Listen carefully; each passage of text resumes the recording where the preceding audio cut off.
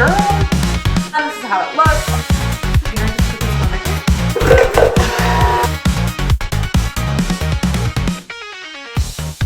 Today's day 3 of my journey from amateur to pro home chef. My name is Julia, I'm a registered dietitian and a terrible cook, and today I'm going to be making crumb cake. Crumb cake is a personal favorite of mine. I used to have it all the time as a kid from the local bakery, so I'm going to attempt to make my own today. So let's get started. So first we're going to go over ingredients. It's a pretty simple recipe. So we have our cinnamon, our sour cream, our baking soda, our baking powder, our flour, then we have our sugar, our brown sugar, our milk, our butter, and our eggs. We're going to start by making the crumb cake topping. So let's get started. So I'm going to go ahead and add my brown sugar. I have the bowl on the scale and I've zeroed it out. We need 200 grams of brown sugar, so I'm going to go ahead and throw it into the bowl.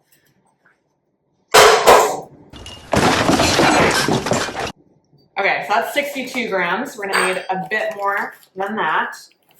Okay, so we have 200 grams of brown sugar. Now we need 100 grams of the regular sugar. So I'll go ahead and do the same process, zero it out, and then add 100 grams of sugar into our bowl. And then I need to take 2.5 teaspoons of our cinnamon. All right, so I'm adding in my 2.5 teaspoons of cinnamon. And I'm just gonna kind of eye this. So next we need, it's about 225 grams of butter. This whole thing is close to that, so I'm just gonna throw the whole thing in. It is 229 grams, 230. So I'm gonna go ahead and heat this up a little bit so it's easier to mix in, and then we'll mix it into our current bowl of ingredients. Okay, now just put this in the microwave? Oh. Okay. No, you don't. Our butter's melted. We're gonna go ahead, throw it into our ingredients and mix it around. Okay. I'm just gonna do this. I'll do a little bit at a time just so I can kind of gauge where we're at with mixing. Ooh, that's way harder than I thought it would be. So I'm just gonna go ahead and like kind of stab the brown sugar down. So it's easier to mix around because right now it's in very thick clumps. Julia, where did you go to culinary school? This is your first time baking? I wouldn't say this is my first time baking. My first time baking crumb cake, yes, for sure. But I've made store-bought cookies. I have made banana bread before, but it turned out meh, you know? It turned out burnt, actually, and it wouldn't rise. So hopefully I'll get the rising effect with this crumb cake. So we've been mixing around. I think it's got a nice consistency to it. Next up is to add in our flour. Okay, so next up we're adding in our flour. We need 2.5 cups, that's about 310 grams. I went ahead, zeroed out the scale again, so I'm just gonna dump it directly into the bowl, like this. All right, so now that we have the flour in the bowl, I'm gonna go ahead and mix everything around again.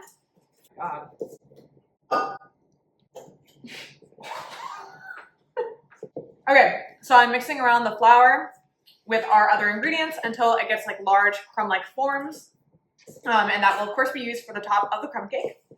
Okay, so we have our crumb topping done. This is how it looks. I'm gonna go ahead and put it to the side and then we're gonna start on the actual cake batter. So the cake batter calls for 115 grams of butter. I measured this out earlier and that is how much that is. So I'm gonna go ahead and throw that in. I'm not heating this one up because it says softened and that's already pretty soft to me. And then I need a cup of granulated sugar. So I am gonna have to measure that. Again, I'm taking the scale, I'm putting the bowl on it, I'm zeroing it out, and then I'm putting in 200 grams of the sugar. You should pour right in. Girl. Pour right in, 200 grams. You want me to make a f***ing mess. No, I don't. So I'm putting in about 200 grams of sugar. I'm gonna go ahead and do it like so. All right, 197, I'm not gonna push my luck. Damn it, Ron!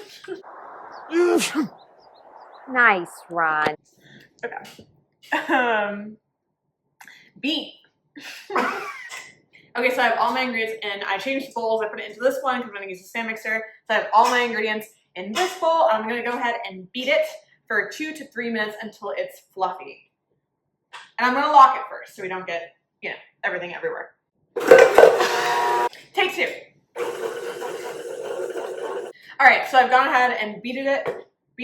until it's fully fluffy. I would say that this is pretty much fluffy. So I'm gonna move on and add my other ingredients.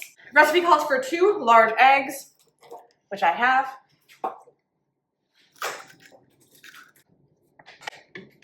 So I have my sour cream. It calls for either sour cream or yogurt. I'm using sour cream, and I need a 1/2 cup of this. So I have my 1/2 cup of sour cream, plopping that in there. And then I need a 1/4 cup of milk. Okay, and finally a teaspoon of our vanilla extract.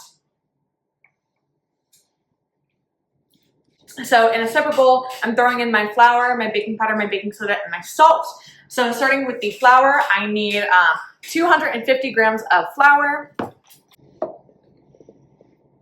Now I need to add in 200 grams of baking powder and 200 grams of baking soda. Seems like a lot. 2 grams. I need to add 2 grams. Okay.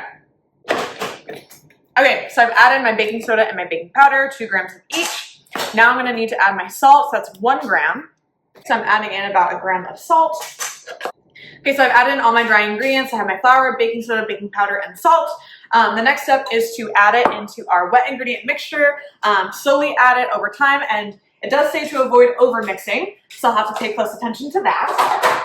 So I'm gonna go ahead and I'm gonna start this up. I'm gonna lock it first. I'm gonna go ahead and start this up, and I'm gonna slowly add this in. So it does say to avoid over mixing. I think right now it's at a good place, so I'm gonna stop it and check it out. Okay, so I have my batter. I'm gonna go ahead and throw it into the pan, like this. And then I'll spread it out once it's in the pan, so it's fully coated. So I'm trying to get the batter even all over the pan. So I'm spreading it out like so, in no particular order. Yeah, come on home with this. Okay, so this is how our batter looks, and then we have our crumb toppings. We're gonna go ahead and throw this on top of it, and then we're gonna go and heat it up. I think that maybe there's too much crumb for amount of cake that we have, but oh well.